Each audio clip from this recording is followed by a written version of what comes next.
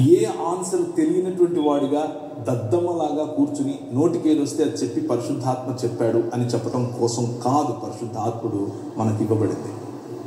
పరిశుద్ధాత్ముడు మనల్ని ప్రిపేర్ అవ్వమని చెప్తాడు. స్టేజ్ ఎక్కడానికి ముందు you need to be prepared.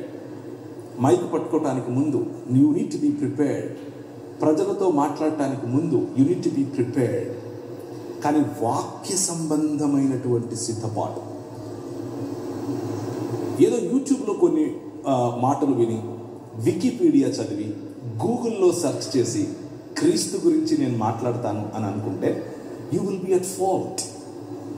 You will disappoint both God and your selves.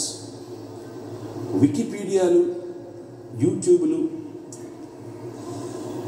Google సెర్చ్లు, చాట్ జీపీటీలు కాదు, వాక్యం. దేవుని వాక్యంలో మీ వేళ్ళు రాలి. దేవుని వాక్యంలో స్థిరంగా మీరు నేర్చుకోవాలి. ప్రార్థనతో కూడిన సిద్ధపాటు, ఎల్లప్పుడూ సిద్ధంగా ఉండటం.